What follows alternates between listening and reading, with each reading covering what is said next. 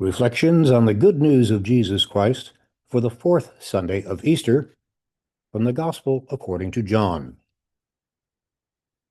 Jesus said, I tell you truly, whoever does not enter a sheepfold through the gate, but climbs over elsewhere, is a thief and a robber.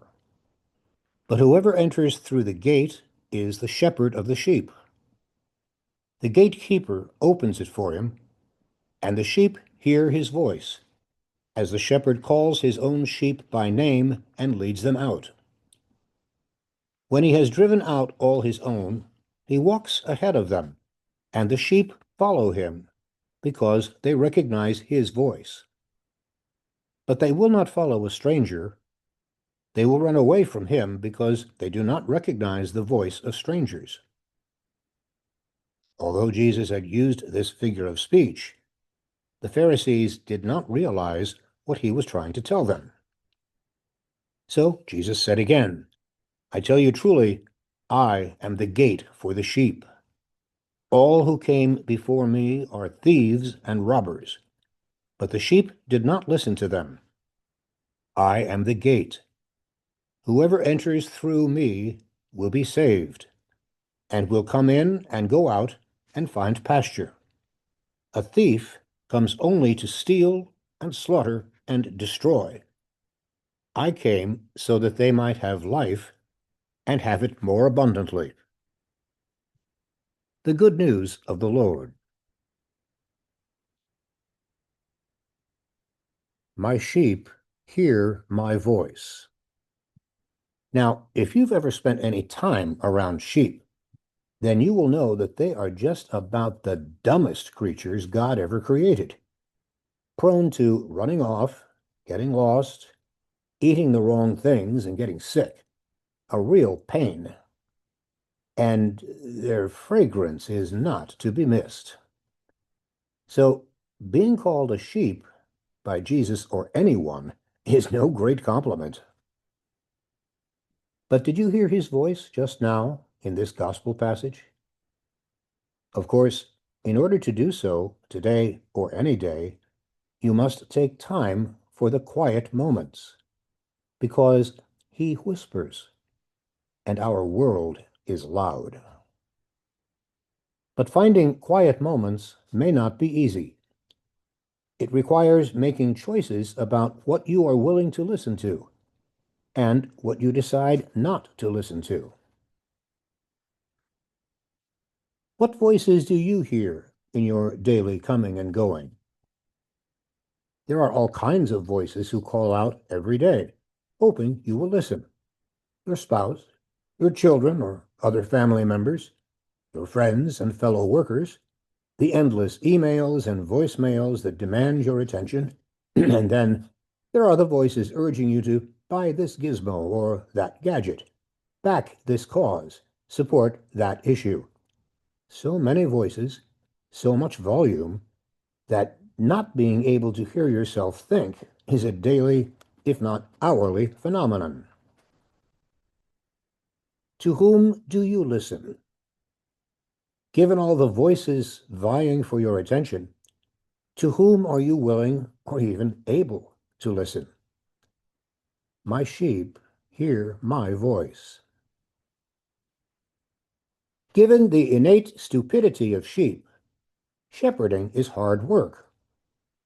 The people of Jesus' time were quite familiar with sheep and shepherds, and the absolute importance of a dedicated shepherd, not hired hand, if the sheep were even to survive, much less thrive.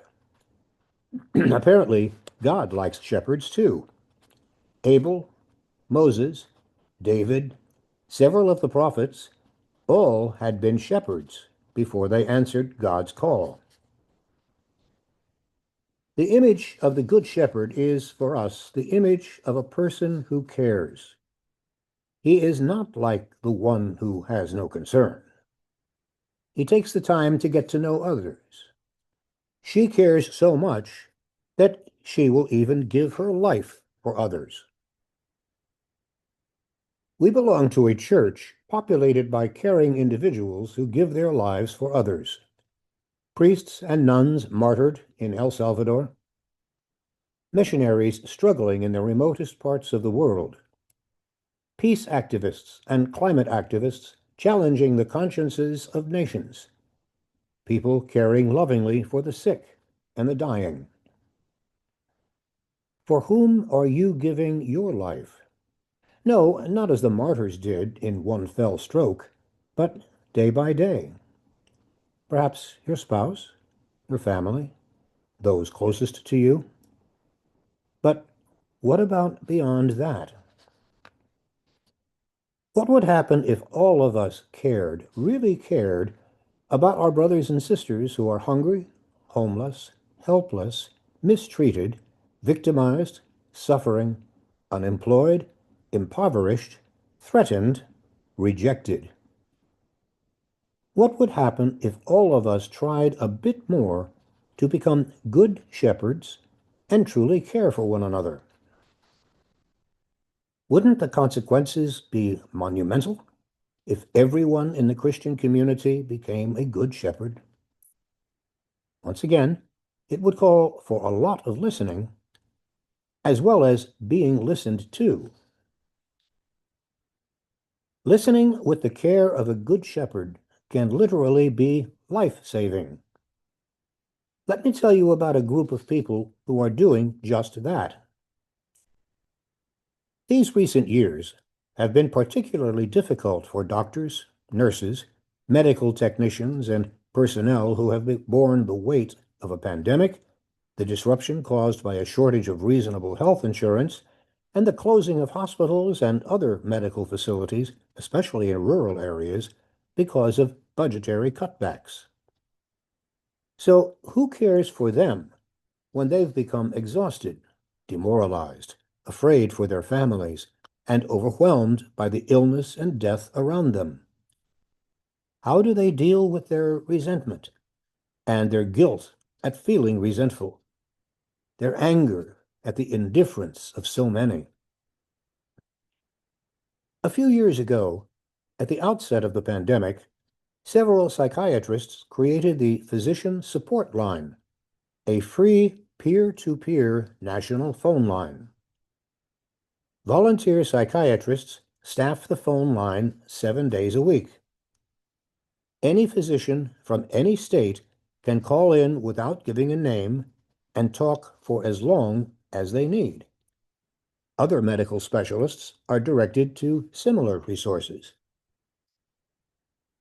They can talk about helplessness, rage, depression, anxiety, loneliness, insomnia, and often the uncomfortable sense that they no longer recognize themselves. One of the volunteer psychiatrists, Dr. Elisa Ely, wrote, "In a way, we do very little. We just listen. But the listening is luxurious, almost antiquated, because it comes without productivity requirements and without 15-minute curfews. We listen short and listen long, sometimes with respectful inquiries into self-care, sometimes with attempts to help formulate the crisis that brought a caller to dial that day, sometimes with coping strategies, because even crisis physicians forget how to cope during a crisis. These psychiatrists are proving that the willingness to listen to another person, especially a suffering person, can be life-saving. Of course, the psychiatrists are not alone. Alcoholics Anonymous and similar 12-step programs, groups who gather to combat various illnesses, groups whose members support one another in times of grief, groups who use their combined voices and convictions to stand up for justice, peace, and the common good. All of these and more are ways to be life-saving. Each of us is called to the work of the Good Shepherd, to imitate Jesus' example of selfless, compassionate servanthood, being the voice of Christ in our words of comfort and solace. It comes with our baptism. Good shepherding is to be attentive to the cry of the lost, the despair of the broken, the plea of the needy, and to respond to those cries and pleas with mercy and compassion. The psychiatrists who give of their time and expertise to help struggling and overwhelmed physicians have taken on the vocation of good shepherding envisioned by Jesus, to seek out and bring back the lost and forgotten, to enable all to move beyond their fears and doubts, to experience God's loving presence in their lives, to willingly pay the price for justice and mercy for all the members of the one fold. In every Eucharist, we celebrate the real presence of Christ, and we do so because we could not be Christians without this. The growing concern about the negative effects of isolation has emphasized for us how essential the real presence of each of us is to the other. Because without that presence, we could not be human. Our gospel today calls us to reflect on the beauty, the importance, and the life-giving gift that being present to one another, being a good shepherd, can be for all of us. Today, we are also asked to pray for vocations. There is a danger that, although many will fervently do so, they are praying for other people's vocations and not their own. To offer this prayer with sincerity involves my reflecting on how God is asking me to make a meaningful contribution of myself, and not just my money, but a contribution to the building up of my community, my parish. In fact, one has to be deeply impressed by the number of people who do make a substantial contribution, one way or the other, to the running of our church communities. Nevertheless, today's gospel challenges each one of us to reflect on how we personally are responding to the call that Jesus is making to each of us right now. As a group or community, we respond to that call by seeing that all that is needed for the maintenance and growth of our community is being generously provided. When we've lost faith in ourselves, when we are feeling especially unlovable, when we are feeling swamped by all the demands placed upon us and our inability to make everyone happy, this gospel of the Good Shepherd can restore us to hope and confidence. In Christ, the Good Shepherd, God's limitless, unconditional love takes on a human face, becomes a reality in human history. In God's eyes, love is never absent.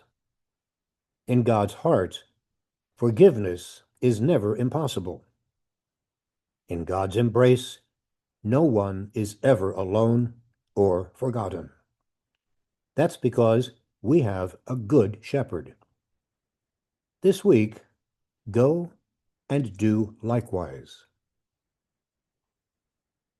Thanks very much for listening. Please do share this with others if you know those people who would like to hear it. And if you're interested in subscribing and receiving this every week, you can do so at our website, www.justanother.disciple.com. Once again, www.justanother.disciple.com. Thanks again.